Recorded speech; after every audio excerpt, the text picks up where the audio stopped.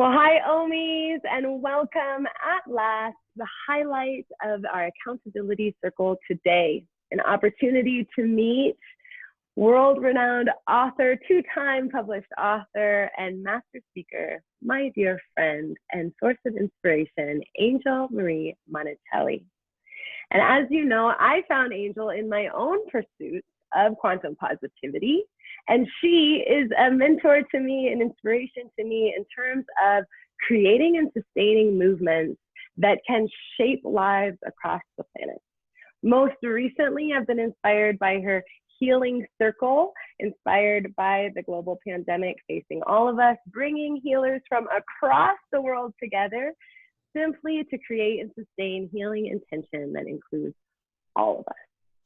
So in terms of this month's theme, resilience and positivity, we gain resilience through positivity, and Angel is one of the most resilient and positive people I know. So let's dive right in. Welcome, Angel. We'll get a gallery view so people can see your face. Hello. Just in case people haven't had a chance yet, please tell them a little bit about the Shine On movement. Just a little bit. Just a little bit. Okay. Well, thank you first for having me on, and thank you everyone for taking the time and giving yourself permission to come and want to be positive and be in that vibrational field. And yes, the Shine On movement. Yes, the Shine On movement has been here for over 15 years that I've been doing it, over 20 years. And it all started when I started saying, go shine your light. You're shining your vibrational field, your energy, go shine your light. And it was started with go shine your light. And then it was like, shine on. Really come from a place of shining your vibrational field, your frequency, your energy. That's quantum physics. It's not anything woo-woo. It is real that we're always, right, Aminah? We're always moving that. And I want to say one thing is, years ago when I was doing yoga with you, and now we've started again, has shifted my whole reality. And I want to give kudos for you and your vibrational field, because it's helped me with so much more balance in my life. And it was a personal one-on-one, which really helped me with the personal one-on-one. And now when I watch your group, I can do, and I understand what I can do and what I can't do. And that's really how things are. So thank you for that. I cannot thank you enough for opening us on that note and making such the direct correlation between interpersonal work, personal work, and the collective evolution. These are one and the same. As the raindrop falls into the ocean merges with the raindrop. So I'm inspired and flattered to hear that, because I really do feel like a commitment to quantum positivity is what brought us together. And balance is what occurs when more and more people seek that, right? That there's maybe a natural tendency towards getting down. Life in itself can be challenging. And that as we embrace each other and enroll each other in structured positivity and encouragement, it actually changes the vibration we live in. So while that individual vibe is present, all of us work with each other to create, like you said, a different state of being. So it's very exciting. It's very, very exciting. And I'm grateful for you to have. So if I could, let me just say what the Shine On movement is really about, because I kind of just like sweep that, is the Shine On movement is about you. Yes, you. Individually raising your positivity, your vibrational field in such a way that it ripples out to the whole world, to the community, to the neighbors, to your sisters, your brothers. And that's what the movement's about. It's very simple. It's keeping your vibration field in a place of positivity, and it will absolutely ripple out. So that is what we as Aminah, as light workers, that's what we're doing, is being in that positive, Yes, it is like this. Yes, Aminah, we all do this, but it's being conscious and being a co-creator of our lives. So thank you for letting me You hear that, y'all? She's talking about habits, daily habits, choices, right? So you hear that from me, you hear that from Angel, because it's true. And I don't like habits. I don't like routines. You know what I call them? These are my activities that I'm going to do today. I get to do my activities. Yes. I get to do these. I get to do them. I don't have to. No, it's a gift. Every obligation is still a gift. And finding that language that empowers you, that is your own, part of the practice. I love it. I love it. I like commitment, so that's really overwhelming for some. A lot. Right? Okay, so you said something pretty powerful in your opening about the energy dimension and also this phrase woo-woo, right? So I would love for you to talk to us about what makes Reiki, what makes this not just Reiki, and how can we break down the difference between the movement and the modalities. And I feel like I do this in my yoga practice frequently, but I would really love to hear from you about Reiki and healing touch and that energetic dimension that we're all experiencing, whether we are shining on yet or not. Right, great question. Thank you, Aminah. I am a Reiki master and been for over 20 years. And when I first started this, everybody was like, that is just, you got three heads. They didn't understand it. But yet then when Dr. Oz started talking about it, because his wife is a Reiki master and has a whole international big group, that's when it started to be like, oh, it's like yoga. Okay. The thing is though, is Reiki, universal life force energy. That is what Reiki means. But really, we can take universal life force energy and we can put it to XYZ. We can put it to quantum touch. We can put it to, it doesn't matter. It is energy. It is vibration. It's field. And the thing is our belief systems, our foundation and our beliefs create our reality. So in reality, yes, it's creating everything in our lives. So we can say, okay, Reiki really helped to heal.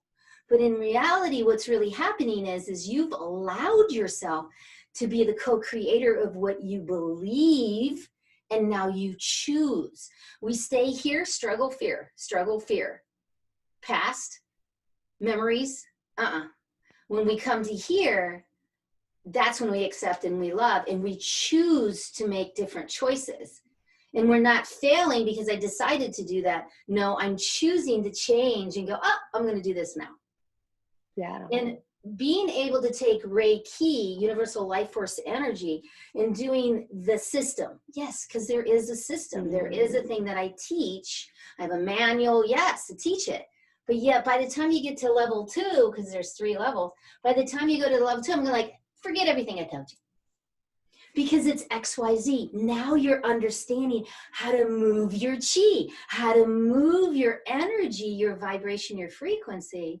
And what's happening is you're paying attention down to the cell unit, the cell nuclear, your system and your organs, your DNA and RNA, right down to it. What do you believe? Do you believe you can heal yourself, or are you believing something outside of yourself, or you just want the green pill? See, it's not the red pill or the blue pill. It's the green pill, whatever that pill is. So that is what's the difference. And Reiki and many other modalities, there isn't any. What do you connect to? What is your teacher, and how do you connect to that teacher? Many people will come to me and say, I want to learn it because I want to understand how to move energy. And you're an expert at it, Angel. I see it. You understand how to move your energy. And I'm like, great, because the modality will keep you in a box. And I don't want you in the box. Yes. That's such a great point. It's such a great point, because we have to be proficient with all the ingredients in the box to change the system, right? The modality changes the system, right? But if we stay in the box, the system hasn't changed. I just so appreciate everything you said. I couldn't reiterate it more. And I want to bring us very present, right? If we know accountability is an awareness, and all that you just said is very true, if not now more than ever, universal life force energy in the context of the greatest civil rights movement the planet has ever seen, right? In a time of greater disparity and stimulus overload than we have ever seen. I invite us all to really hold our bodies as the best teacher and reinforce what you said about choice operating in the heart and conditioning being anywhere else. And on that note, to not neglect in this space of loving whiteness, to uplift Black joy as a concept that uplifts all, and that it should be part of October care to break down the personal blocks we have towards happiness and joy so that we can cultivate a quantum positivity, and not to neglect that, because it is part of a Black joy trying to heal our planet. And that there are role models, and that you are on shoulders of others like I am on yours, right? That we're in this together, and that no single face or voice or modality could possibly meet all of humanity's needs. And yet thinking it's not worth it because it doesn't exist is not the right response, right? That's the conditioning. The heart space says, then I'll try this, I'll try that, I'll listen, and thank you. So yes, from that, I guess, what are the top 2 suggestions you might have for people in terms of just creating that stillness, that harmony, that central grounded awareness? What tips do you suggest in terms of October care? What I would suggest, good, Gwen, is one of the biggest ones that I do is using a timer, because we're all sitting way too much. Many of the health, if you do any studies, it'll tell you 25 minutes sitting. That's it. And, you know, it's very easy. I have my timer right here, and I put 25 minutes on, I sit down. This is huge for you for self-care, self-development, but also for you to have self-awareness, because when you sit for 25 minutes and that timer goes off, what you're going to say for the first couple of days is, what did I just do? Was I even present? Was I playing on Facebook? What was I really doing? And was it making a difference for me here, me? I always say, put yourself first. Absolutely. Be self-centered, centered on self. And then you got the kids, you got the dogs, you got the husband, whatever that is. But yet, when we come from a place of knowing our timing, then you're more connected. So that's the big one. And when that timer goes off, stand up. Yes, get something. If you're working on the computer, you're working from home, or if you can, get your butt outside and just be outside.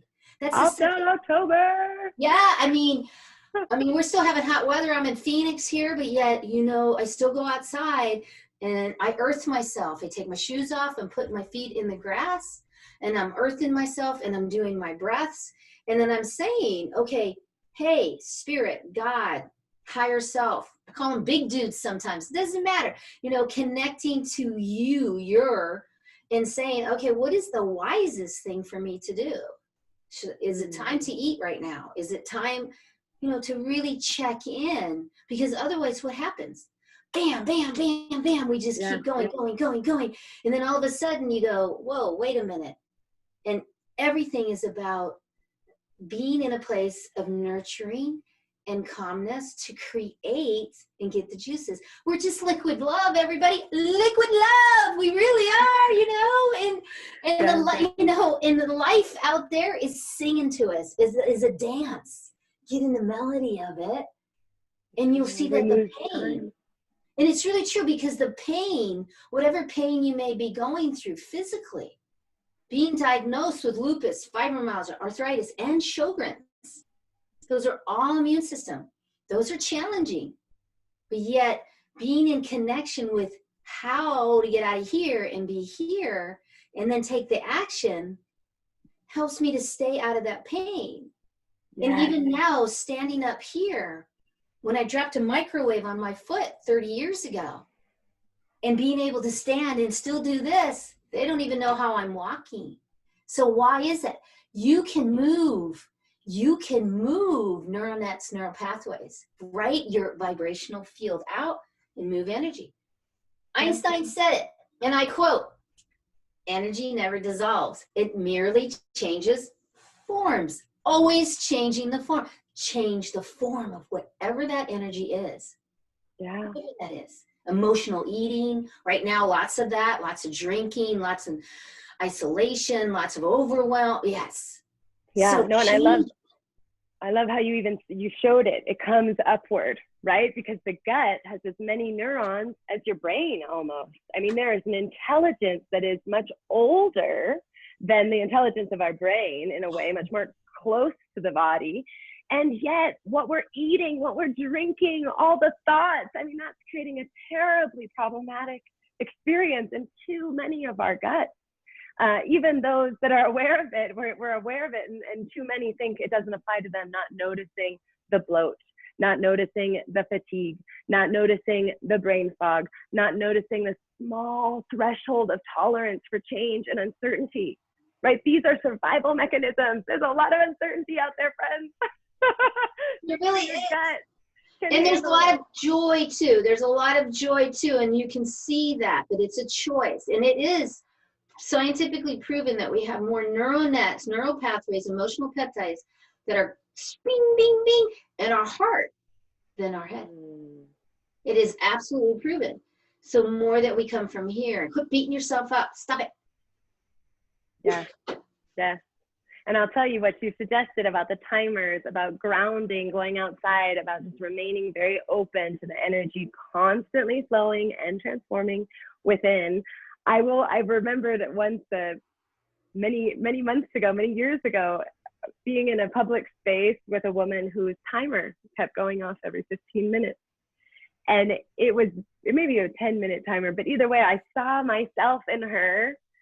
And not only did I see myself in her, I saw a former self in her, because we were in that public space for over an hour, right? So that timer went off several times. And in my current state, in that moment, I wouldn't have needed the timer, because I had an anticipation of how much time that space was going to require of me. And I wasn't going to impose my timer on those around me. Right? But in her timer, she wasn't able to have that same veil of awareness. You know, I heard her kind of turn it off, and she wasn't even connecting. I was trying to smile at her every time it went off to let her know, like, hey, I do that too. I'm with you. It's a 15 minutes well spent. But she's just, you know, it's 3 timers now. It's 4 timers now. And I could watch her physiology just kind of rattling. And I was like, I wonder if I look like that when I use timers. But it wasn't out of judgment. It was like, these structured things are required for us, whether we are excelling or whether we are struggling. These are pillars for our energy to flow within. And if we're very, very busy, we need stronger pillars, because otherwise the energy is just going to like spread thin all over everything. I've been there. I've done that. Right? Absolutely. Yes. It's just. So to dwell on the joy, why don't we all, those watching us included, just take a deep breath and think about what we are looking forward to. Maybe it's today, a nourishing Saturday brunch. Maybe it's this unfolding of 30 days to acknowledge nature as a teacher, to see the leaves change colors and notice that we ourselves can change. Watch them dry up and fall off, and accept that we too can let go of things that are dry or dead and no longer serving us. Excellent. Absolutely. Dick, taking that breath in. And that belly breath is so powerful to be able to do that and to release, because we can look at 30 days, but I have found over these years with most people, it's just being right now, right here in the moment. It's challenging. You know, we've got a lot of situations where maybe your household just got doubled, and now you got all the people at the house, and you got all these family members. Not finding the time, igniting and choosing to say, whoa, I'm going to go to my room and take 10 minutes. It's choosing to say, whoa, wait, I'm important. Self-centered, centered on self. Boundaries being another one of those modalities. Yes. Right? And yes. Boundaries can be flexible, they can be rigid, and it's the energy moving through and around the boundaries that dictate what those boundaries look like. And Yes. the biggest thing too is having the boundaries and writing them down for yourself. Like my boundary is there's quite a few boundaries that I have, but yet the boundaries that I have for other people, for other things around me, is having that meeting, having that talk with the family and say, hey, we need to have a meeting tonight and we need to write out boundaries and duties. All of us here. And many are not. And, you know, the mom is taking on working all day plus feeding all. No, shifting that. The accountability is not, I mean, yes, a kid at 6 years old and under, 8 years old, 10 years old and under, yes, but they could still do things. It's stepping in. And that's one of the things that I find in my empowerment coaching and my students is that they're like, wait, I take care of everything. Okay, that's not working. But the resilience is what? Resilience is no matter what, I'm going to keep going. And I'm going to be able to do it because of boundary, because of modalities that serve me, call me.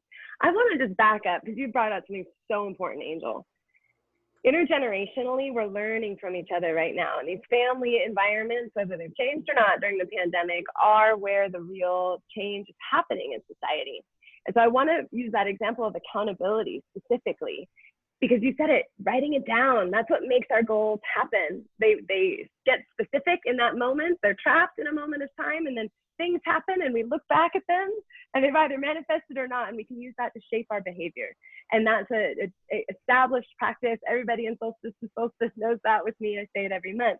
But I want to reinforce how important it is to write it down, speak it out, just make sure that it is actually happening in a way that it's acknowledged. And that's why I come back to accountability, because we can say we're going to do something, but it's not until we write it down that we hold ourselves accountable, right? And that journal becomes that objective force of whether we did it or not, which creates the self-esteem and the confidence to seek goals and overcome challenges.